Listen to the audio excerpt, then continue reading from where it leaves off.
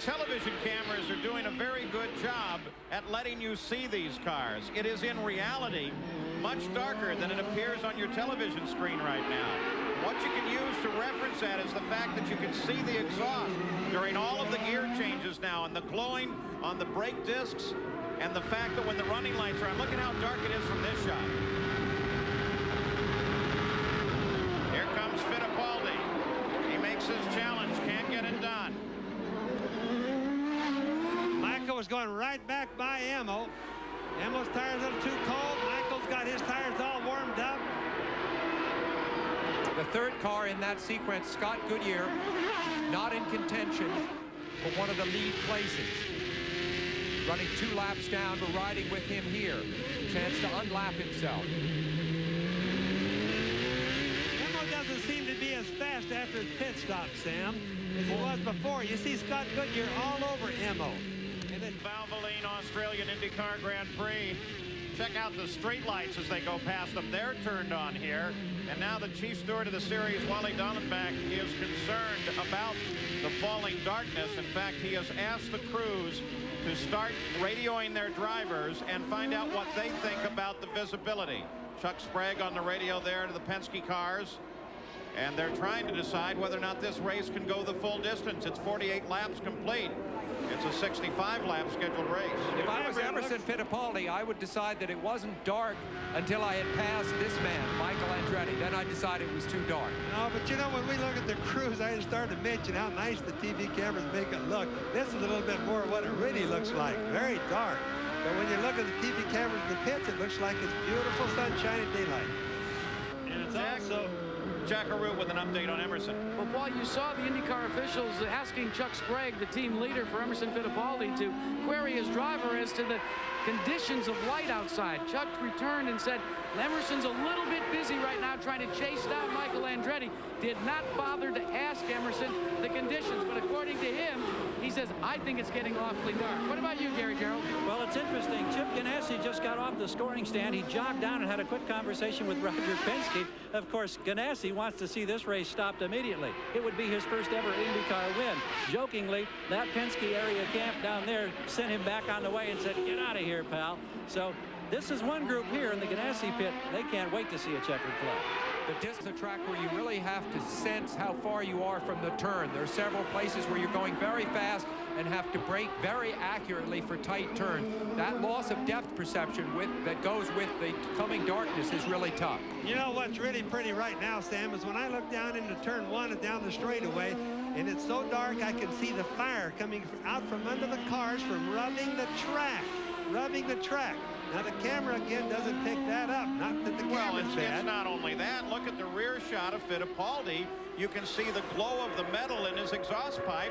And a few seconds ago, you could see the discs glowing on Scott Goodyear's car. You'd think we were at Sebring or Le Mans, a kind of long-distance race where you see this sight as they go into the darkness. Up there in the side shots, look at the glow in the wheels. Wow. That's from the brakes. Look at the exhaust. You can see the glow of the brake disc behind the wheels when it goes by, Paul. Maybe we ought to run these things in the dark. Look at all the street lights on, all over Surfers Paradise. Listen, this is a kind of beauty that we rarely see in racing. We should really savor it. Let's go pit side, the Ganassi pits. Here's Gary. Well, we talked about Chip Ganassi lobbying to get this race stopped, and you're now angry about this. This is a dangerous situation. The lights are on along the pits here. The lights are on. The lights are on at the Marriott Hotel. This is a dangerous situation. It's got to be stopped. I'm going to see CART. What's going to be the emotion if they stop it and you get your first win right now? That's not what I'm thinking about. Safety right now. All right, Chip. Thank you. Well, he's playing politics. Only thing is the officials aren't looking at the television. They're busy running the race, Sam. Well, now they've made a decision. We are at lap 51. IndyCar is now reporting to its teams. Roger Penske's no doubt getting the message now that in 4 laps, they will flag this race to completion at 55 laps. So Michael Andretti may be on his way to victory, and Chip Ganassi won't have to go argue with the officials. But Emerson Fittipaldi is now closing down on Michael. Don't underestimate the trickiness of this situation, because Matteo Fabi has been pushing hard, and Michael Andretti, in order to defend his lead against the pursuing Emerson Fittipaldi, is going to have to pass him in these very, very difficult conditions. Michael Andretti now maneuvering for the last lap. And Emma's right behind. He's really closing up He's fast. really closing up. This is very dramatic. Fabi probably... Matteo Fabi quickly becoming a factor on the last lap of this race. Michael needs to get past him. He gets past him, but it held him up so long that Emerson Fittipaldi is right there. Will he get past Fabi? Fabi continues to run his line. Emma looks for room. Fabi all of a sudden becomes a big thing in this race when he gets in between those two. Have the drivers even seen in this bad condition the white flag? There you see Fabi dropping back. Emerson, a clear shot now at Michael Andretti. It will be a desperate effort for Fittipaldi. Mario Andretti runs in third place right now. So both the Andrettis could end up on the podium.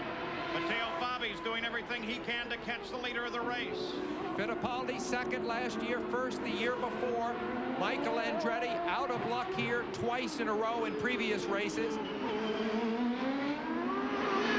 Emma's trying as hard as he could ever try. He can't see too good. Into the final corners now. Michael Andretti, the Reynard, the Ganassi racing team. So much history being made here in this run, the first race of the PPG IndyCar World Series. The final corner. Now the checkered flag goes to Michael Andretti, who takes the victory here in Surfers Paradise, followed by Emerson Fittipaldi. And you can see the flash from all the different cameras throughout the stands here as they record Mario Andretti coming across the line in third, Jimmy Vasser fourth, and Stefan Johansson comes across in fifth. Chip Ganassi and Michael Andretti have done it in the setting sun here at Surfers Paradise. Has taken the win. He's with his owner, Chip Ganassi, and Jack Arut's there. Well, it's an extremely happy Chip Ganassi along with Michael Andretti. Hey, welcome back to IndyCar racing. It's great to be back. What can I say? I mean, it's just fantastic. I'll tell you, it's prayed hard for this, and it came through. When you came down here to Victory Lane, you were just banging on the steering wheel. Has there been a more emotional win in your career? Probably not. I'll tell you, this is fantastic. I just want to say hi to Sandy, and I'll see you tomorrow night. This is just such a great thing, you know, after everything we've been through, and the guys did a great job. We had to change motors between the warm-up and the race, and the car just never missed a beat. It was great. Chip Ganassi, the end of a long odyssey that started a long, long time ago. Your feelings? Jack, my feelings are this. I want to thank my father for hanging in there with me, and there's a big group of people in Minneapolis that I owe a big thanks for hanging in there with me also. And thanks to all of you, and you all know who you are. Thanks.